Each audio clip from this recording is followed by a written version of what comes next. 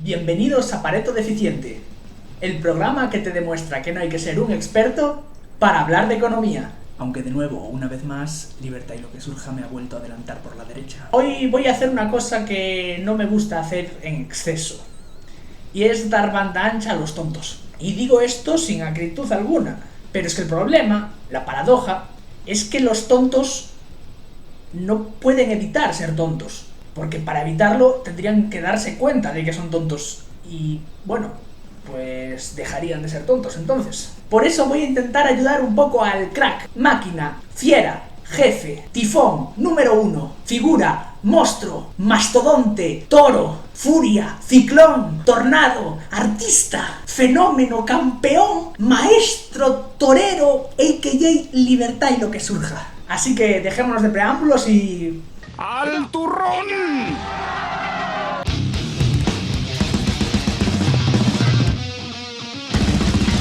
Nos encontramos en El Capital que Marx habla del valor de los productos, de las mercancías. Y nos dice que el valor es la cantidad de trabajo socialmente necesario. Y es algo objetivo. O sea, que es como una media de todos los trabajos para hacer ese producto. Pero mucha gente le contraargumenta diciendo que, bueno, es que una persona puede hacer una cosa muy rápida, la otra cosa muy lenta y tiene el mismo valor porque es el mismo producto. Bueno, Marx ya tiene en cuenta eso, ¿vale? Marx siempre intenta meter salvoconductos y cosas así. Marx lo hace en agregados. O sea, un sector, o sea, un mismo producto tal, en todo el sector se tarda pues entre 1 y yo qué sé, y 4 horas, ¿no? Pues entonces hace una media y dice, bueno, pues el valor de esto es de 2 horas y media. Bueno, para empezar, Marx habla del valor en los siguientes términos: cantidad de trabajo contenida o cristalizada en una mercancía. No es que Marx intente buscar salvoconductos, sino que son más bien sus putos críticos de mierda quienes, sea porque no saben leer o premeditadamente, han intentado criticarlo asumiendo que identificaba trabajo necesario con trabajo socialmente necesario, cuando deja bastante clara la distinción ya en el primer libro. El tiempo de trabajo necesario para elaborar maquinillas de afeitar, por ejemplo, depende únicamente de la ratio entre cantidad de trabajo, a lo que podemos denominar L, y la cantidad de producto, es decir, Q, de una empresa particular. Por otro lado, el tiempo de trabajo socialmente necesario viene dado por una media ponderada de cada una de las empresas de un determinado sector, siguiendo con nuestro ejemplo, el de las maquinillas de afeitar. En este caso, la ratio sería similar: la cantidad de horas de trabajo arriba partido la cantidad de producto abajo, pero estaríamos hablando en términos agregados para todo un sector. De esta manera, aquellas empresas que más ponderan dentro de esta media son las que mayormente determinan el tiempo de trabajo socialmente necesario. En el caso extremo, si estuviéramos hablando de un monopolio, el trabajo socialmente necesario sería igual al trabajo necesario. Postdata, no lo sé, pero yo me plantearía afeitarme o como mínimo arreglarme un poco esa cosa que tienes en la cara. A grosso modo, ¿vale? O sea, es a grosso modo. Se dice grosso modo, crack. Si vas a meter latinajos, mételos bien. Entonces, él habla del trabajo socialmente necesario. ¿Qué sería eso?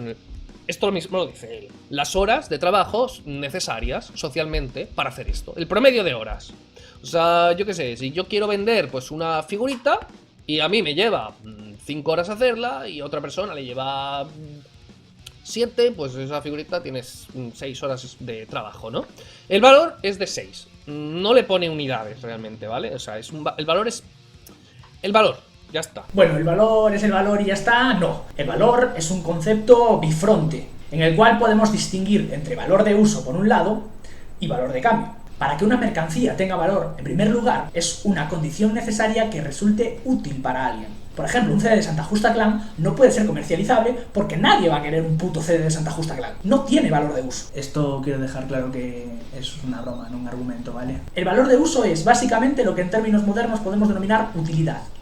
Ya está. Marx se centra sobre todo en el valor de cambio. Y aquí, de hecho, es donde viene la tesis central de toda la teoría de Marx. Para criticar esta teoría es necesario asumir este punto de partida y luego ver a dónde nos lleva. Esto es lo que en matemáticas se denomina reducción al absurdo. Si queremos demostrar que la teoría del valor trabajo es falsa, asumimos que es verdadera y vemos si esta asunción nos da lugar a contradicciones, lo cual demostraría que la teoría del valor trabajo es falsa. La tesis es básicamente la siguiente: el intercambio entre mercancías presupone algo que hace a todas las mercancías commensurables entre sí, de la misma forma que los números racionales, por ejemplo, 1,5, pueden expresarse como la ratio de dos números naturales, 3 entre 2, 6 entre 4, etcétera, etcétera. Esto es básicamente lo que viene a simbolizar la comensurabilidad. Esto que según Marx hace a las mercancías conmensurables entre sí es el valor, o lo que es lo mismo, el trabajo socialmente necesario de cada una de estas mercancías. Marx está partiendo del supuesto de que el intercambio de mercancías tiene lugar suponiendo que se cumple un intercambio entre equivalentes. Es decir, quiere explicar el intercambio en sus propios términos, no dando lugar a abusos, ni a estafas, ni nada por el estilo. Entonces, habla sobre esto y menciona que las cosas se intercambian en igualdad. O sea que para que haya un intercambio tiene que haber igualdad de un sitio al otro. Esto se contradice con todo lo que diga luego, ¿vale? Entonces, dice que un producto de una cantidad de horas de 5 se intercambiaría por otro de 5. O sea, si tardo el doble en hacer patatas que en hacer zanahorias, pues se intercambiaría uno por el doble del otro, ¿vale? Sin más. En el fondo, ¿qué es el precio? O sea, mucha gente dice, no, es que confunde, al hablar de Marx, confundes precio con valor. Marx confundía precio con valor una cantidad ingente de veces, pero una barbaridad de veces. O sea, un intercambio, incluso en trueque, es que el valor no solamente es el dinero que te dan por algo, es lo que te dan por algo. Si tú estás afirmando que algo se intercambia en una cantidad igual de valor, estás diciendo en el fondo que el valor es el precio. Luego, se saca de la manga el valor de cambio. El valor de cambio, al llevarse a cabo el intercambio, es el que establece que, por ejemplo, una unidad de X es igual a 2 unidades de Y. Pero además del valor de cambio, están lo que Marx denomina precio-valor o valor mercantil, que no es más que la expresión monetaria de estos valores de cambio. Es decir, si establecemos el valor de cada mercancía no en relación a otra mercancía, como hicimos en el caso de X en relación a Y, de Y en relación a Z, etcétera, etcétera, etcétera, sino que lo establecemos en relación a una y solo una mercancía que establecemos como numerario, en este caso el dinero, tendríamos los valores mercantiles. Pero estos precios no son los precios a los que se intercambian las mercancías en una economía capitalista. Por el contrario, en una economía capitalista, los precios a los que se intercambian las mercancías son los precios de producción, que vendrían dados por la distribución del plusvalor generado en la producción en relación a una tasa de ganancia homogénea. ¿Y por qué homogénea? Porque si se obtienen unas ganancias mayores en un determinado sector, la inversión se desplazará hacia ese sector, haciendo evidentemente que estas ganancias vayan disminuyendo, puesto que hay un mayor número de empresas entre los que repartir esa tarta. Por tanto, a largo plazo, la tasa de ganancia tendería a ser homogénea para toda la economía. Pues bien, aquí está el punto. Mientras que el valor mercantil está formado por capital constante, capital variable y plusvalor, los precios de producción, por el contrario, están formados también por capital constante y capital variable, pero en vez de plusvalor tenemos las ganancias. A saber, la inversión de la empresa multiplicada por esa tasa homogénea de ganancias de la que hemos hablado ahora. Sobre esto volveremos a hablar luego, cuando Libertad y lo que surja intente reproducir la crítica de von Bauer de una manera bastante lamentable, por otro lado. Por último, al entrar en juego la oferta y la demanda, tendríamos los denominados precios de mercado, que ni son los valores mercantiles ni son los precios de producción, son los precios de mercado. Estos precios oscilarían alrededor de los precios de producción. Supongamos una mercancía X y una mercancía Y, ambas con un mismo valor en términos de horas de trabajo, pongamos 10. Dado un cambio de preferencias, puede darse el caso que la demanda de Y aumente y la de X, por lo tanto, suponiendo bienes sustituibles, disminuya.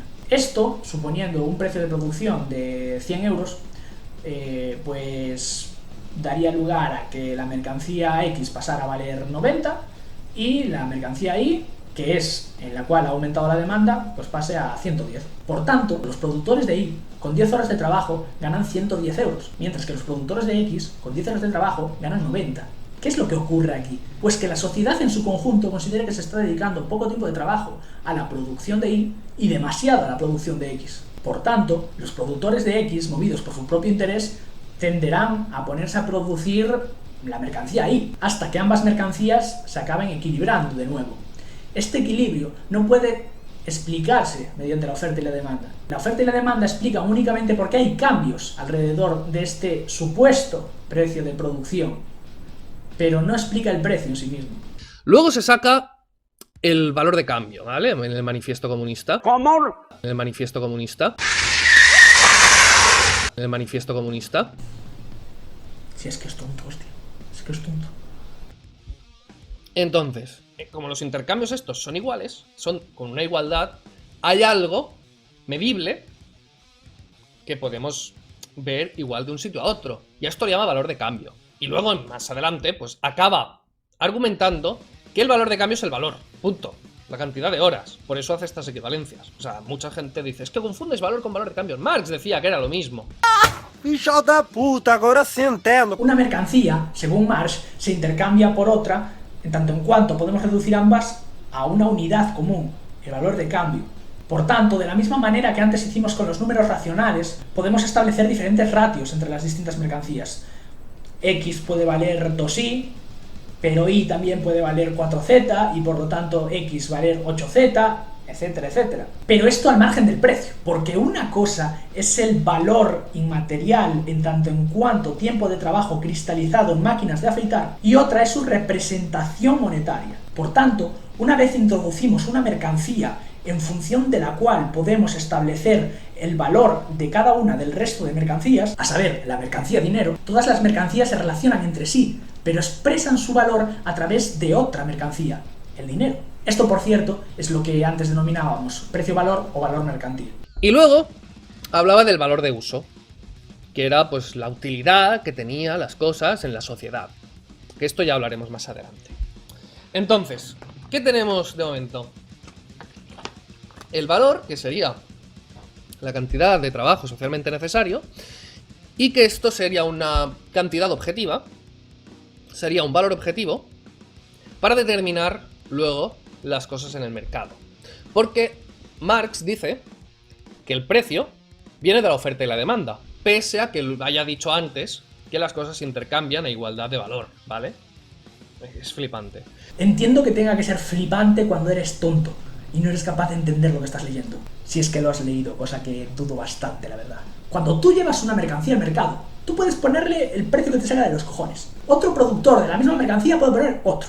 El precio medio dependerá del número de personas que ofrezca la mercancía, es decir, la oferta, y las personas que quieran adquirirla, es decir, la demanda. Efectivamente, esto hace que el precio fluctúe. Ahora explícame en qué medida esto ha afectado a las condiciones de producción y al trabajo socialmente necesario, es decir, al valor. ¡Tonto! En la producción de mercancías el trabajo no se socializa directamente. El valor, por tanto, debe asumir una segunda medida, una medida externa, la cual es el dinero. Esta diferencia es en lo que, en términos modernos, podríamos decir que son las magnitudes reales y las magnitudes nominales. El valor sería la magnitud real en horas de trabajo y el precio o valor mercantil es la magnitud nominal. La relación entre ambos vendría dado por Lamelt, pero tampoco me quiero meter demasiado en esto. En cualquier caso, dejémoslo en que funcionaría a modo de deflactor. Pero bueno, dice, esto sería en un mercado idílico, en tal, en cual, no sé qué. Pero en el mundo real, los precios vienen por la oferta y la demanda. Con lo cual ya no estás conectando tu hipótesis ya no la estás conectando con el mundo real. O sea, no encaja. O sea, está totalmente desconectado. No puedes hacer un planteamiento, no sé qué cuántos, y decir luego, sí. O sea, mi teoría predice, o sea, mi hipótesis predice, no es una teoría. La teoría de Marx no es una teoría, es una hipótesis porque no está demostrada. O sea, una hipótesis es un planteamiento que tú haces y se convierte en teoría cuando demuestras. O sea, es hipótesis del valor objetivo. Es la hipótesis marxista. Bueno, al margen de la definición Knife que acaba de dar de estos conceptos, me gustaría saber cómo demuestras no ya la teoría del valor-trabajo, sino la teoría subjetivista a la que se adscribe Libertad y lo que surja. La teoría marxista, según Popper o Lakatos, por ejemplo, habría sido falsada. Después habrían existido explicaciones metidas con calzador, hipótesis ad hoc, como dice Karl Popper, para intentar salvar estas teorías, como podría ser la diferenciación entre determinación simultánea y determinación temporalista. Esto evidentemente es discutible, pero en cualquier caso no sé por qué para refutar una teoría solo cuenta refutar al primero en desarrollarla, en este caso Marx. Si sostenemos que Marx no es un ricardiano menor, como mucha gente lo considera, cosa que me parece un error, la verdad. La física relativista no solo depende de Einstein, sino que hay desarrollos posteriores, evidentemente. Como dije al principio, si lo que se quiere es desmontar la teoría del valor-trabajo, se tiene que partir de los axiomas de la propia teoría del valor-trabajo y ver si estos nos llevan o no a buen puerto. Por eso es importante el análisis matemático, porque todos podemos entender, con cierto background claro, si las conclusiones que se siguen de las premisas dan lugar a contradicciones o saltos injustificados. Esta es la diferencia, por ejemplo, con teorías como la austríaca, que pretende que los conceptos expresados en lenguaje natural sean claros y distintos, y que todos podamos entender lo mismo por creatividad, intencionalidad, acción, etcétera, etcétera. Conceptos los cuales son intrínsecamente ambiguos, porque ese es el problema, precisamente, y la virtud, por otro lado, del lenguaje natural. Eso, Marx admitía, porque se contradice, que los precios vienen por la oferta y la demanda. Y entonces, que esos precios tienden al valor. Tienden al intercambio de valores iguales, ¿vale? Hay un desajuste en el mercado, hay una situación de, pues llámale fetichización de la mercancía. Fetichismo. Llámale que aún no se produce suficiente, algo innovador, que bueno, que tiene un precio muy elevado porque hay un solo ofertante, pero luego a medida que avanza el tiempo, más personas lo ofrecen y se estabiliza la oferta con la demanda, y eso tiende al coste más beneficio. Vale, es que, ojito con esto, decía que sí, muy bien, valor, pero más adelante admite que, de acuerdo, entonces las cosas valen coste de producción más beneficio. Efectivamente, repito, los precios de producción son costes más ganancias. Por otro lado, el valor son costes de producción más plusvalor. En términos agregados, para todos los sectores, las cantidades coinciden. Por eso se puede decir esto sin contradicción, porque no la hay. Pero sobre esto volvemos ahora. Yo puedo decir que todo vale A por B. O sea, yo puedo coger dos unidades arbitrarias y decir, todo vale A por B. Una ley de precios que todo vale el precio de mi móvil multiplicado por una cifra. Y efectivamente, todo vale el precio de mi móvil multiplicado por una cifra. Aquí prometo que solo he entendido esto.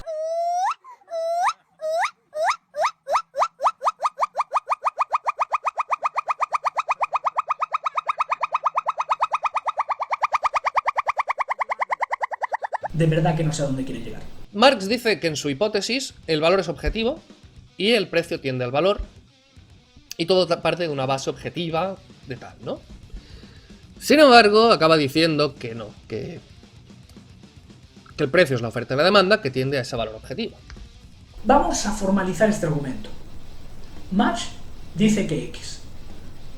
Luego Marx dice X. Por tanto, Marx se contradice, puesto que dice X y luego vuelve a decir X. Bueno, pues perfecto. Adelante, Pokémon.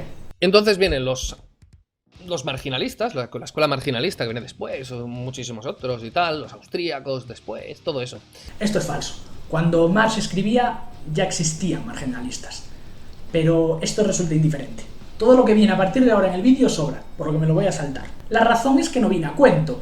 Yo, personalmente, creo que la teoría del valor-trabajo no es correcta. Pero creo esto no porque haya una teoría ajena a la teoría del valor-trabajo, como es la subjetivista, efectivamente, que demuestre que esta teoría es peor, porque esto no es posible. La teoría del valor-trabajo y la teoría subjetivista son inconmensurables entre sí. Son, en términos kuhnianos, dos paradigmas diferentes. Sin embargo, en términos cuñados, puedes ir perfectamente a Junto Crespo de Quantum Fracture y decirle que la teoría del universo inflacionario es falsa, puesto que el universo no está hecho de masa monetaria y no puede existir inflación, según la teoría austríaca. Cuando Marx y Rothbard hablan de valor, están hablando de conceptos que, aunque se designen de la misma manera, son completa y absolutamente diferentes. Si de lo que se trata es, como Libertad y lo que surja pone en su vídeo, de desmontar la teoría del valor-trabajo de Marx, tienes que hacerlo en los propios términos de la teoría de Marx.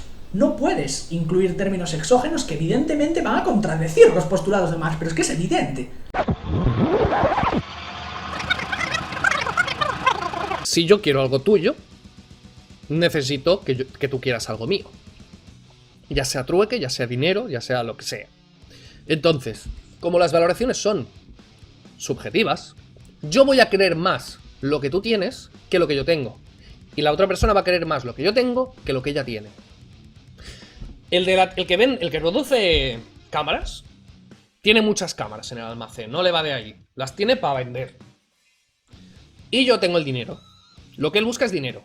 Lo que yo busco son cámaras. Por lo tanto, cuando hay un intercambio así, es por. O sea, el precio es el número al que se lleva para que los que te compran valoren más tu producto que lo que les cuesta. Y que tú valores más el dinero que lo que te cuesta. O sea, que lo que valoras a ti o lo que valoras tus productos, ¿vale? Hay una desigualdad, o sea, los intercambios no se dan en igualdad. Si hay igualdad, no hay intercambio, porque ambas personas valoran exactamente igual las dos cosas. En fin, esto está pillado tal cual de Huerta de Soto, pero bueno, en general es un argumento que han esbozado todos los austríacos desde von Bauer a Rothbard. El caso es que el argumento está en la luna y los austríacos se han quedado mirando al dedo. Marx no niega que evidentemente si yo quiero intercambiar una mercancía X por otra mercancía Y es porque Y satisface mejor mis preferencias que X. Es decir, que Y tiene más utilidad para mí que X. En lo que al valor de uso se refiere, que para Marx es la utilidad, ambos salen ganando. El intercambio da lugar a lo que se puede denominar una situación Pareto superior. Sin embargo, a diferencia de los austríacos, lo que Marx niega es que exista una convergencia en cuanto al valor de uso. Para Marx, la convergencia se da en el valor de cambio. ¿Y por qué esto es así? Pues por la competencia, que es la que establece un precio único. Por tanto, aquí, evidentemente, hay que incluir una salvedad que ya estaba presente en Ricardo, y es que la competencia implica un mercado de productos más o menos homogéneos, es decir, con posibilidades de reproducibilidad. Si no existe esta reproducibilidad, evidentemente la competencia no puede determinar nada, y el valor vendría dado por el valor de uso, por la utilidad, como podría pasar, no sé, en el caso del mercado de cuadros de arte. En resumen, yo intercambio X a cambio de Y contigo. El valor de uso, la utilidad, para ambos se incrementa. El valor agregado, en términos de precio, no. Por lo tanto, la utilidad no puede ni determinar ni explicar el valor, aunque sí condiciona que existe el valor. Lo que tienen en común X e Y es tiempo de trabajo, según Marx. Y este se crea en la fase de producción. Por tanto, es imposible que en el intercambio aumente.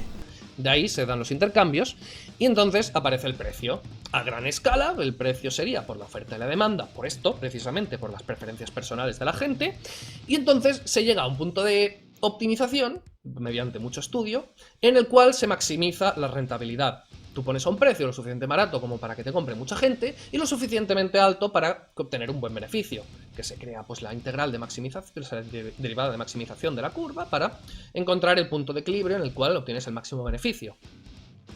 Esto queda un poco raro, no sé si lo he explicado bien, pero bueno, básicamente sería esto. No, efectivamente no lo has explicado bien. En cualquier caso, aquí tengo no pocas dudas. Igual el error es mío, pero ¿tú no te definías como austríaco? De hecho, antes has dicho que supuestamente luego vinieron los marginalistas y los austríacos y demostraron que no existe toda esa matemática del valor que tú dices. Me sorprende bastante que ahora digas que el precio se derive de suponer que los individuos son agentes racionales que buscan maximizar su satisfacción o su utilidad o lo que sea, de manera que los precios se determinen como la igualdad de la relación marginal de sustitución con la relación marginal de transformación. Más que nada porque la teoría austríaca parte supuestamente del individuo como innovador, con una capacidad creativa que no se puede formalizar en términos matemáticos. Pero bueno, que esto al margen de Marx y de la teoría del valor-trabajo, esto es más un argumento ad hominem. Vamos con el punto de encuentro entre las dos teorías. Bueno, entre la hipótesis marxista y la teoría marginalista. Claro, es que la teoría marginalista sí que es realmente una teoría en los términos de libertad y lo que surja. ¿Pero por qué? Yo, como he dicho antes personalmente, creo que la teoría subjetivista explica más y mejor las cosas que pretende explicar la teoría del valor-trabajo, que a mi parecer, pues entre otra clase de movidas, no tiene en consideración los incentivos y a día de hoy es más limitada dado el supuesto de reproducibilidad. Puedo equivocarme, evidentemente, Pero esto explicaría, siguiendo a Kuhn o a Lakatos, por qué la teoría subjetivista sería mejor que la teoría del valor-trabajo, a saber, una mayor capacidad explicativa, entre otras cosas, como puede ser la sencillez, el principio de parsimonia, etcétera, etcétera. No obstante, esto no quita que se pueda decir, sin equivocarse, que la teoría del valor-trabajo, expresada por Marx en los libros 1, 2 y 3 del Capital, sea consistente consigo misma, que es lo que tú, de manera bastante lamentable, intentas negar. ¿Por qué Marx dice lo que dice? Porque Marx dice que los precios se equilibran en el punto de... O sea, en el punto del valor, ¿no? Porque puede ser que haya un equilibrio en esto. Esto lo dice Marx, lo dicen los marginalistas. Todos los sectores económicos tienden a una misma cantidad de rentabilidad. Entonces, las personas que tienen el dinero invertido en una rentabilidad baja, ¿qué van a hacer con eso? Pues van a sacar su dinero y lo van a meter donde hay una rentabilidad alta. O sea, los sectores acaban equilibrándose por el propio interés de las personas. Pues las personas buscan conseguir más con menos. Ya está, es así de simple. Entonces tienden a equilibrar el mercado, igualando la rentabilidad.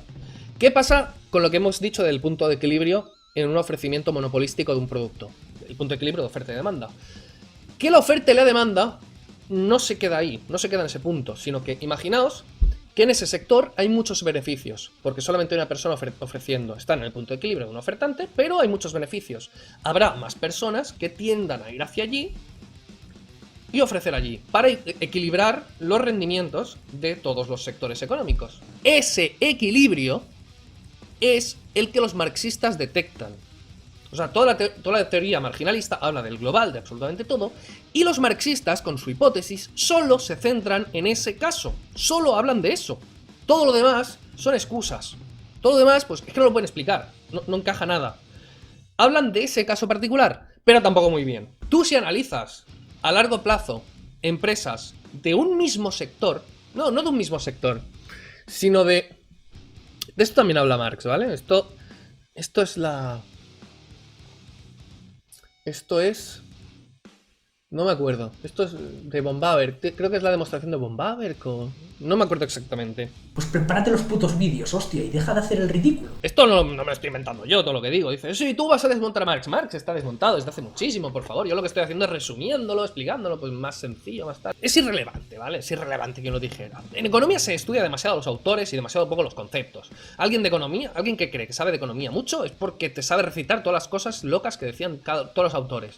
Cuando realmente eso no importa. O sea, no, yo sé economía porque he leído a Adam Smith. Bueno, pues en física no leíamos a Newton. Pues lo mismo con muchísimos autores. Vale, bueno, precisamente este es el problema de fondo de criticar una teoría utilizando conceptos que pertenecen a otras teorías. En física, precisamente, de lo que se trata es de preparar al alumno para que sea capaz de resolver los problemas o los rompecabezas de lo que Kuhn denomina la ciencia normal. Por ejemplo, ciertas explicaciones de la relatividad general, que es el paradigma actual de la física, que no casan bien con la física cuántica, por ejemplo. Uno de los rompecabezas entonces sería encajar ambas teorías para que sean consistentes entre sí. Quantum Fractor, si estoy diciendo alguna barbaridad, por favor, no me pegues. El caso es que dentro del paradigma de la física relativista, cuando Einstein utiliza el concepto de espacio, inherentemente relativo, nada tiene que ver con el espacio, en términos absolutos del que hablaba Newton, por ejemplo. Cuando se produce el cambio de paradigma entre la física newtoniana y la física relativista de Einstein,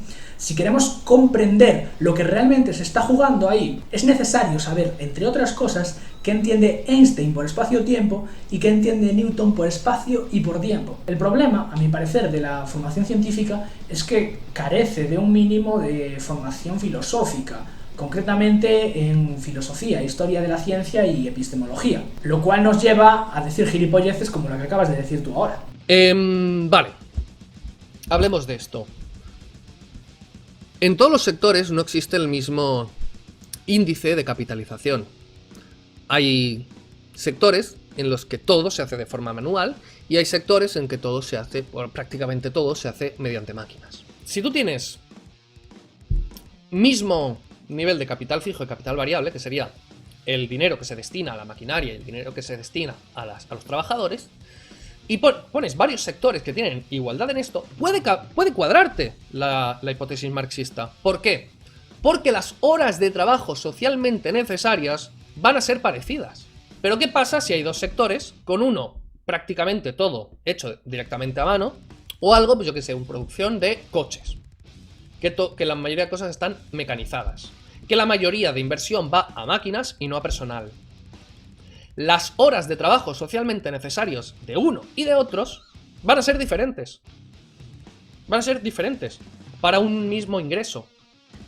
Entonces, los ingresos de la empresa son el precio total de todo el producto. O sea, entonces los precios no se van a relacionar nunca con el trabajo socialmente necesario, porque los ingresos van a ser diferentes unos a otros respecto al porcentaje de inversión que tienes en horas de trabajo socialmente necesarios. El precio de esos productos nunca va a tender al valor esperado. Valor esperado, dice. Si es que...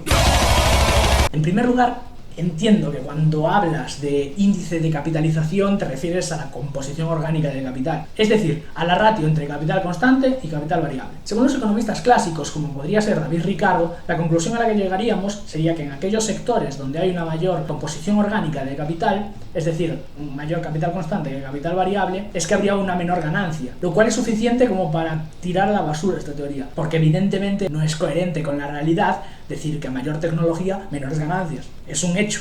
Pero ahora bien, esto es lo que dice David Ricardo, es lo que dice Marx, por eso es importante leer a los autores, porque la crítica a las teorías basadas en los costes de producción, como puede ser la de Ricardo, no se aplica a la teoría de Marx. No es que la teoría de Marx evidentemente adolezca de defectos, pero me jode que se critique algo sin haberse leído una página del libro en cuestión. Bien, decíamos que en términos agregados, es decir, al sumar todos los sectores, el sumatorio de los valores es igual al sumatorio de los precios de producción. Como se puede ver en la tabla que estoy compartiendo en algún sitio, en este caso el total de los valores y el total de los precios de producción es 422, coincidiendo ambos. De la misma forma, el sumatorio del plusvalor y el sumatorio de las ganancias tienen que ser igual. En este caso, 110. En la distribución, por tanto, nos encontramos en un juego de suma cero, como se puede observar en el total de la última columna. ¿Por qué ocurre esto? Porque el valor solo se crea en la fase de producción, como dije anteriormente. En la distribución solo tiene lugar, como su propio nombre indica, una distribución de este valor que ya ha sido creado. Aquellos sectores con una composición orgánica de capital mayor, es decir, con mayor inversión en capital constante, tendrán unas mayores ganancias que aquellos que tengan menos, en tanto que han realizado una inversión mayor. En términos matemáticos, esto se explica porque estos sectores tendrán un mayor peso dentro de la tasa general de ganancia. Me explico. Yo, en tanto que capitalista, puedo generar cierta cantidad de plusvalor, pero la ganancia que yo reciba puede estar por encima o por debajo de esta, porque las mercancías no se intercambian por sus valores, se intercambian por sus precios de producción, los cuales vienen dados por la competencia. Esto hace que el capitalista no tenga que recibir una ganancia acorde al valor generado, como se expresa en la última columna. Cada capitalista recibe una determinada ganancia en función de la inversión realizada. De manera que si debido a ciertas mejoras tecnológicas yo soy capaz de producir más eficientemente una mercancía de la que pueden producirla otros capitalistas, pues recibiré una mayor ganancia que ellos. De ahí la famosa frase de Marx diciendo que cada capitalista se comporta como si fuera accionista de una empresa denominada capitalismo global. En fin, una crítica de mierda que ha sido respondida tropecientas mil veces. Hay algunos marxistas que salen de esto, porque como no funciona, se tienen que inventar lo que dijo Marx. Luego, pues a la mayoría les llaman, pues eso, revisionistas. Es que eres un revisionista porque cambias la fe, cambias lo que dijo Marx, porque no sé qué. Claro, es que no, como no encaja, tiene que haber revisionistas modificando lo que dijo, para ver si cuadran. Bueno, a ver, el marxismo es una escuela entera, es normal que haya desavenencias que lleven incluso a algunos a abandonar esta supuesta fe. Por ejemplo, llevando a cabo sistemas neorricardianos y que aquí tampoco viene muy a cuento explicar. Pero bueno, que tampoco Walras y Menger decían lo mismo y ambos desempeñaron un rol fundamental en la revolución marginalista. A día de hoy, de hecho, ambos han dado a dos escuelas diferentes, Menger la austríaca y Walras la neoclásica. Por ejemplo, he de explicitar que yo aquí, al explicar, o por lo menos intentarlo, la teoría del valor-trabajo de Marx, estoy suponiendo una visión temporalista, mediante ecuaciones en diferencia que representen la secuencia temporal en la que se gasta el trabajo en la producción. Pero también se puede llevar a cabo una interpretación simultaneísta mediante ecuaciones simultáneas de manera similar al sistema slaviano. La razón de esta decisión pues simplemente es porque considero que la versión temporalista es mucho más fructífera que la simultaneísta, la cual puede dar lugar a precios negativos si no existe excedente, por ejemplo. Si hay algún simultaneista escuchándome, no me pegues, por favor. Que no me pegue nadie, en general. En cualquier caso, sí que es cierto que en la escuela marxista hay un culto a la personalidad bastante marcado, donde los debates muchas veces se pierden en temas de quién es más fiel y todas estas vainas. Pero sí, vaya, que en ese sentido, igual lo único decente que has dicho. Y algunos dicen que no, que una cosa es valor y otra precio, que no hay relación entre una cosa y la otra. Coño, pero es que una cosa es que no sean lo mismo y otra cosa es que no tengan relación. Como he dicho antes, hay una clara relación entre ambos. Y quienes sostienen lo contrario es porque sostienen una teoría del valor-trabajo diferente a la de Marx, como puede ser una teoría neorricardiana. Puede ser perfectamente marxista sin ascribirte a la teoría del valor-trabajo, como puede ser mi caso. Para más info, consultar en Wikipedia, marxismo analítico. Tú lo que estás diciendo es, si el valor es el trabajo socialmente necesario y se relaciona con el precio de todos los productos que se ponen en el mercado son el equivalente al valor. ¿Y qué es el valor? Las horas de trabajo socialmente necesarias. Por lo tanto, ¿quién hace el valor? El trabajador. Por lo tanto, ¿quién debería quedarse con todos los ingresos de la empresa? Que los ingresos son el precio. Los ingresos no son valor, son precio. ¿Perdón? Los ingresos no son valor, son precio. Entonces, ¿qué hacen los marxistas? Decir que todos los ingresos, que es el precio del producto, es valor y lo han producido ellos. Cuando no es verdad. Porque una cosa es el precio que tiene el trabajo, que es por oferta y demanda, y otra cosa es el precio del producto, que es por oferta y demanda también. Como toda mercancía, la fuerza de trabajo tiene un determinado valor. La fuerza de trabajo, que no el trabajo, el cual es la fuente del valor y por lo tanto no puede tener valor, si no Marx caería en una explicación circular. Asumiendo un sistema de intercambio en el que las cosas se pagarían por su valor, es decir, en el que no existe coacción, ni estafa, ni nada por el estilo, la fuerza de trabajo que compra el capitalista la compra a su valor de cambio, justamente. El valor de cambio de cada mercancía viene dada por lo que cuesta producirla, y la fuerza de trabajo no es una excepción. En este caso, el valor de cambio de la fuerza de trabajo viene dado por la cantidad de trabajo cristalizada en la cesta de bienes del trabajador, la cual permite que la fuerza de trabajo se reproduzca. Sin embargo, el valor de uso de la fuerza de trabajo, lo que Marx denomina trabajo vivo, en contraposición al trabajo muerto de las máquinas, es mayor que lo que le cuesta al capitalista comprarlo a su valor de cambio. Pero esto no es porque Marx piense que los capitalistas son un montón de cerdos, hijos de la grandísima. Marx no entra en juicios de valores ni en discusiones normativas en este punto. Otra cosa es ya el programa de Gotha, por ejemplo. Marx pretende, como ya dije al principio, analizar el capitalismo en sus propios términos. Por tanto, asume que el capitalista paga efectivamente lo que cuesta la fuerza de trabajo. Esto es lo que da lugar a un concepto de explotación objetivo, al margen de las buenas o malas intenciones que pueda tener el capitalista. ¿Y qué es lo que da lugar a esa extraña mercancía que se produce en el capitalismo y que se denomina plusvalor?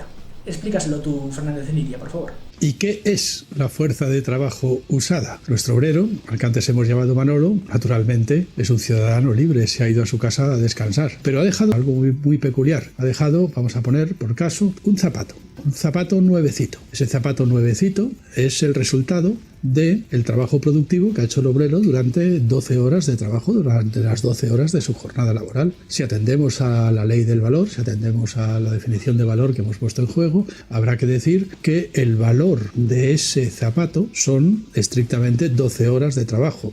12 horas de trabajo de Manolo. Vayamos ahora directamente al concepto de plusvalor. Si a estas 12 horas cristalizadas en el zapato que ha producido Manolo le restamos las 7 horas cristalizadas en la cesta de la compra de Manolo, que el capitalista le había adelantado como salario, pues ocurre que de pronto tenemos 5 horas, 12 menos 7 son 5 horas que no se sabe muy bien de dónde han salido, o bueno, sí que se sabe perfectamente, pero en cualquier caso son 5 horas que tienen algo de milagroso, porque son las 5 horas de sobretrabajo, de trabajo extra que el obrero ha hecho sin recibir equivalente alguno a la hora hora de cobrar su salario. Y este es el concepto de plusvalor. ¿Y quién participa realmente en la creación del producto?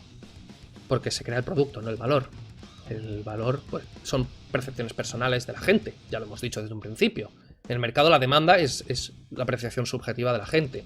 Esto que dicen de trabajo socialmente necesario es precisamente las necesidades subjetivas de la gente. Es la gente socialmente la que subjetivamente elige comprar o no comprar. Ya de base, ya hemos dicho que no existe el valor objetivo, que está Marx, mete el concepto de subjetividad a la hora de meter socialmente necesario. Cuando dice socialmente necesario, es subjetivo. Porque si no, si fuese objetivo, todo se vendería. Es que no tendría sentido. No quiero ser repetitivo, y lo estoy siendo, y mucho, pero es que volvemos a las mismas. Marx no echa por tierra cualquier tipo de subjetividad. El valor de uso, evidentemente, tiene que tener un uso, y por lo tanto utilidad. Claro que Marx tiene en cuenta la subjetividad, porque Marx no es gilipollas. Marx ya lo deja claro en el puto libro 1. No hay valor, es decir, tiempo de trabajo, si no existe venta. ¿Cómo va a negar una de las condiciones del valor, que es el valor de uso? Otra cosa es decir que además de condición, el valor de uso o la utilidad sea causa del valor y que a través de este se pueda acabar convergiendo a un precio, como podrían sostener los austriacos. Eso es lo que niega Marx. ¿Qué son los beneficios entonces? ¿Qué son los beneficios de una empresa? Que dicen el plusvalor, ¿no? Según los marxistas, como confunden precio con valor, dicen que todo el valor lo ha producido el trabajador, por lo tanto todo el precio tiene que ser para el trabajador. Que no, hostia, es que lo estás confundiendo tú. Las ganancias tienen lugar en la fase de distribución, y ahí ni se crea ni se destruye valor alguno. Libro 3 del Capital, joder. Tercera vez, a nivel agregado coinciden plusvalor y ganancias. Pero a nivel particular, a nivel de cada empresa, esto no tiene por qué ser así. Puede serlo, pero sería mera coincidencia. Las ganancias se obtienen en relación a la inversión y al peso de cada uno de los sectores en la tasa de ganancia general. Por eso existen los precios de producción. Un capitalista, y siento repetirme como un puto loro, puede generar muy poco valor y obtener una ganancia muy grande en relación a este, y viceversa. ¿Qué es precisamente eso? El beneficio es el factor tiempo. ¿Cómo? Es el precio del tiempo. Mira, se acabó. Esto ya me está dando vergüenza ajena. Solo una cosa más. Me dijo una vez mi colega Ismael de cuñadología y Homo Veramine que hay una regla sagrada: no hablar de libros que no te has leído. Creo que pocas cosas más importantes hay en esta vida.